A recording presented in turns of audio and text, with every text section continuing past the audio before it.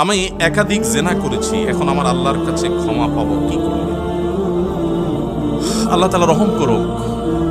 অনেক ভাইরা আছেন বিভিন্ন পাপে লিপ্ত হওয়ার পর শয়তান তাদেরকে এত বেশি ভয় দেখায়, অতিরিক্ত ভয় দেখায়।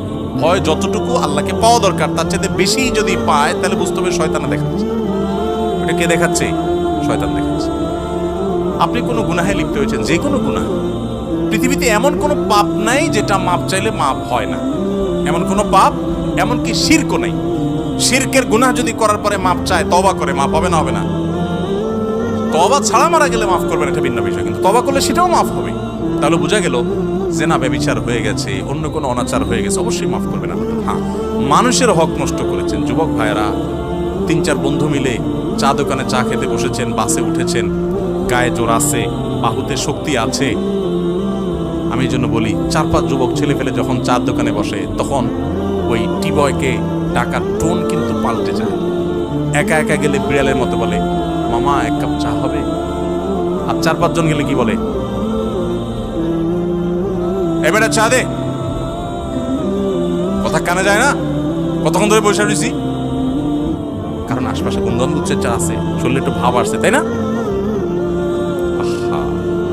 এই মাস্তানি, এটার বিচার হবে, এটার বিচার হবে। দুনিয়াতে সে বেচারা বিচার পাবে না, কিয়ামতে বিচার।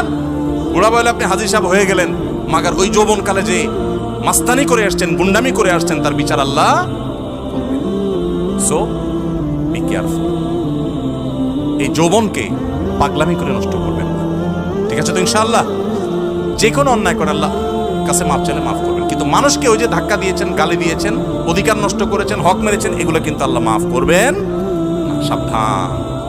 এই জন্য নবী করিম সাল্লাল্লাহু আলাইহি ওয়াসাল্লাম বলেছেন, সেদিন আসার আগে মাফ চেয়ে নাও, যেদিন কেউ কাউকে ছাড় দিবে না, কেউ কাউকে ছাড় দিবে না। গালি দিয়েছেন, রিকশালা ভাড়া দেন নাই, চুন থেকে নুন খসছে, কথা থেকে কথা বাড়ছে, তর্ক হয়ে গেছে, যাবেটা দিলাম না, কি করতে পারবি কর, চলে আসছেন।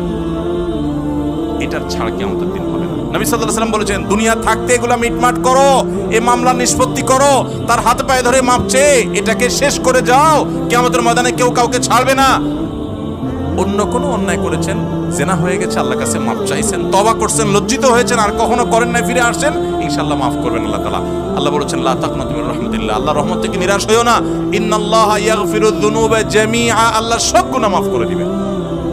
অতএব জেনা করলেও আল্লাহ তাআলা কি করবেন? মাফ। কিন্তু তওবা করতে হবে খাঁটি অন্তরে, আর করা যাবে না, অনুতপ্ত হতে হবে।